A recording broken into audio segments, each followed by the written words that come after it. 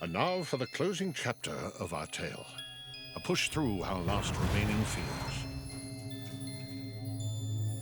Keep your eyes on that light in the darkness. It is hope. The last battle. All of Narnia has been thrown into disarray by sightings and rumors that Aslan has returned. When it is discovered that the lion is just a donkey in a lion skin under the control of a power-seeking ape, the final and climactic battle for Narnia ensues. In the midst of their darkest hour, the children can only hope that Aslan will return and lead them to a better world.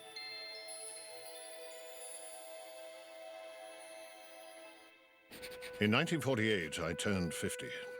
Though my reputation continued to grow, I was convinced my most productive days were behind me. My zeal for writing and whatever talent I once possessed were fading. My troubles at home had left my body and spirit utterly exhausted. Mrs. Moore had reached the stage so old and so infirm that Lewis almost never left Oxford because he went in to teach and then he came out to look after his invalid mother, as he called her.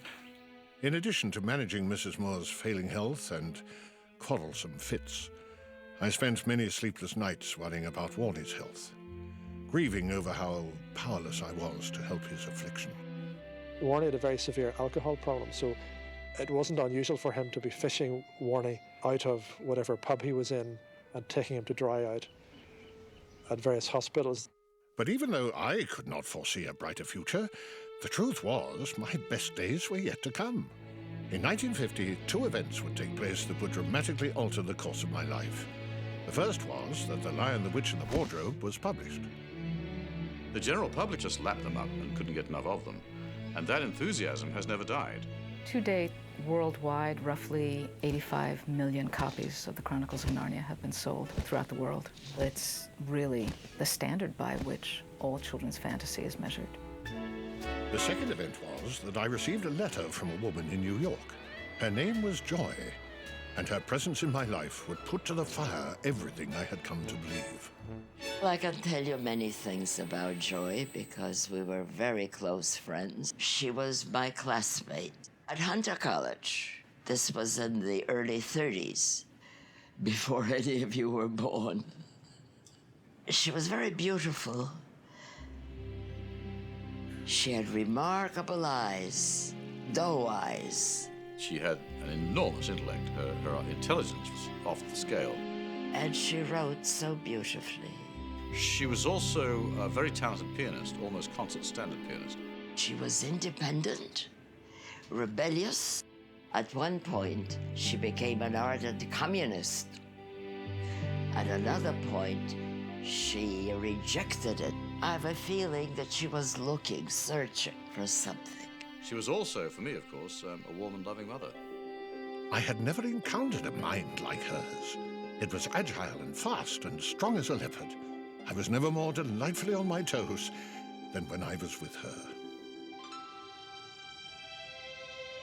She used to write me such beautiful letters.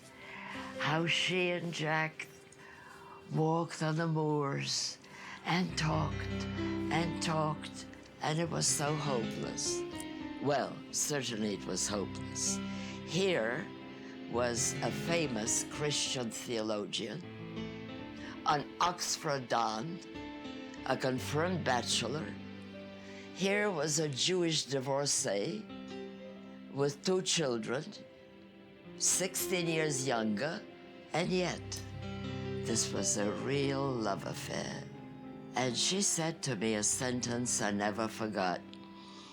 Now I know the poets and the movies are right. It exists.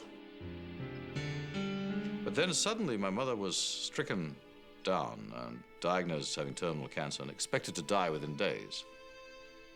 And she was more or less comatose in hospital. And Jack suddenly realized that he didn't want to be separated from this woman in any way at all. And so he decided to marry her while she was thought to be dying. We brought her home from the hospital, and she was expected to die within days.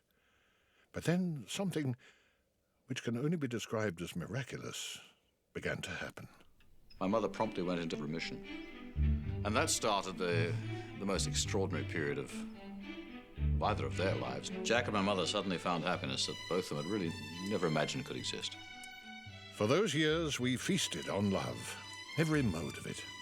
Sometimes dramatic as a thunderstorm, sometimes as a soft pair of slippers. I dwindled happily into a family man. Joy set about renovating the house, which I'm afraid has become the frightful lair of two grubby bachelors. His friends in college referred to the place as the dung heap because the place was so filthy and so run down and so decrepit.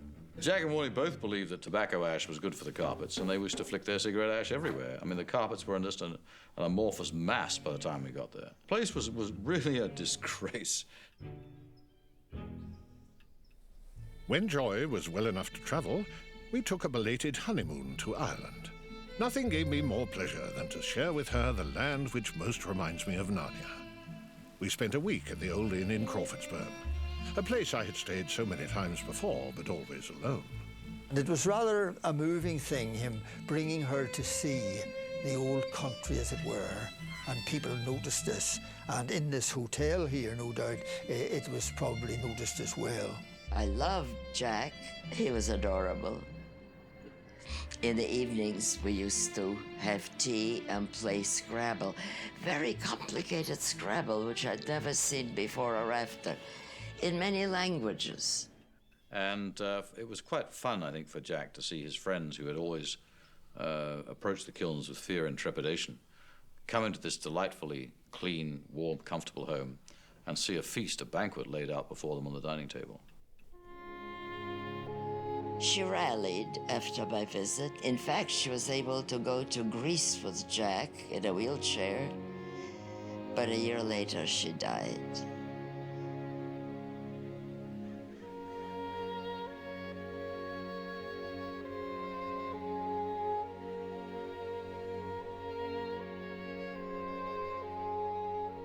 And I suppose it was our shared fear and anxiety about my mother that drew us together. And of course, after Mother's death, the only person I had to lean on was Jack, and the only person Jack had to lean on was me, and we did grow very close indeed at that time. Grief feels like fear. I can't settle down. I yawn, I fidget, I smoke too much. Up till this, I always had too little time. Now there's nothing but time. Thought after thought, feeling after feeling, had her for their object.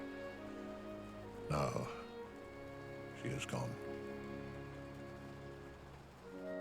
And C.S. Lewis's life was absolutely extraordinary and very illuminating on how we deal with the ambush of love, how we open our hearts, and then have the inspiration for that love snatched from us, and how we survive it.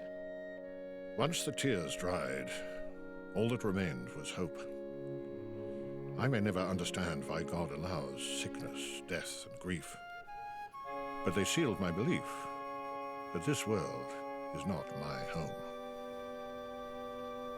What did the death of his wife do to his faith? I think it strengthened it. Hope and desire would not be in us if there were not something at the end. Very often we think that it's the world that we inhabit is the only world, and yet we know that somehow or other over there is, in fact, another world. Hope is not, as some modern people think, a form of escapism or wishful thinking. It does not mean we are to leave the present world as it is. If you read history, you'll find that the Christians who did most for the present world were just those who thought most of the next. You get hope not from things you want to have happen, but things that you do each day. You can't just imagine hope. You've got to act hope. In hope, we're not putting our trust into something unseen. Death and rebirth is the pattern of the universe. A flower grows from a dead seed, spring follows winter, the sun rises after night. But when the sun finally sets on our Narnia, and we enter Aslan's country, we will discover that this world was but a shadowland of the world to come. In the last battle, when they get to the new country, they suddenly realize that everything in the past that they'd experienced was a kind of shadowlands, a kind of precursor to this real land of Narnia. Kings and queens, we have all been blind. Narnia's not dead. This is Narnia. But how can it be? For Aslan told us older ones that we should never return to Narnia. And here we are. And it's all so different. It is as hard to explain how this sunlit land was different from the old Narnia. It was the unicorn who summed up what everyone was feeling. I have come home at last. This is my real country. I belong here. This is the land I have been looking for all my life, though I never knew it till now. The books are really about giving us hope, all of them. But we have to abandon even Narnia to find where the real hope is.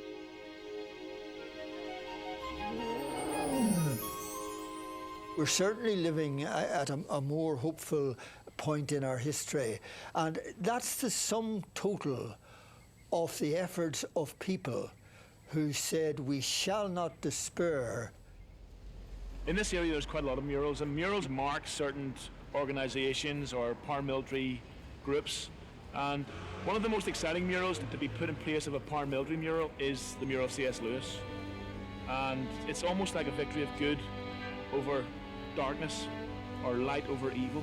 I remember being down there a little while ago, and I said to one of the women, why is it in such good order? I don't see it being defaced.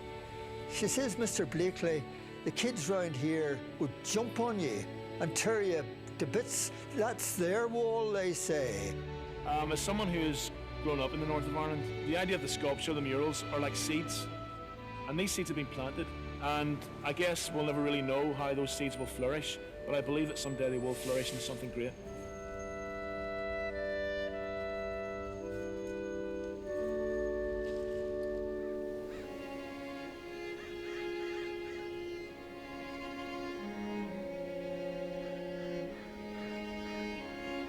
This is C.S. Lewis's grave. Lewis died on the 22nd of November 1963, the same day as JFK. The epitaph, "Men must endure their going hence," is from Shakespeare's King Lear. When Lewis's mother died, they always had a Shakespearean quotation calendar in their kitchen, and that was the quotation for the day. Warney was absolutely grief-stricken with Lewis's death. He just found it too much to actually come to the funeral.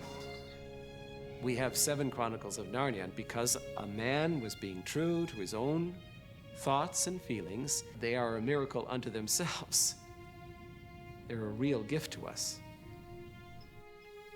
The influences Jack had on me are incalculable.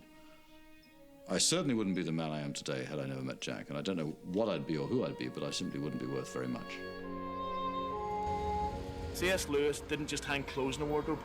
He hung ideas of victory, of salvation, of redemption, of a new beginning, ideas that would change a person's whole life.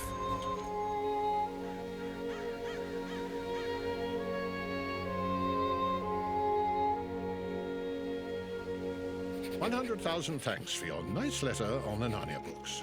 But I'm afraid there'll be no more of these stories. But why don't you try writing some of your own fairy tales? I began to write them when I was about your age, and it was the greatest fun. Do try.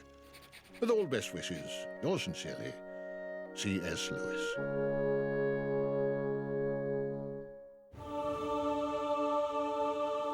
We long for Narnia because we long for friendship.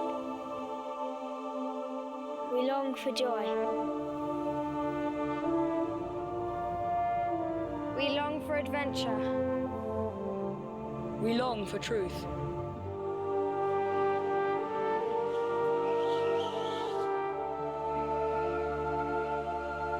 We long for hope. We long for peace.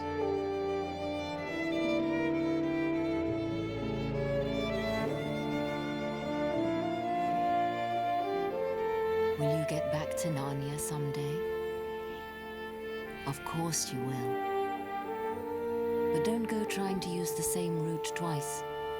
Indeed, don't try to get there at all. It will happen when you're not looking for it.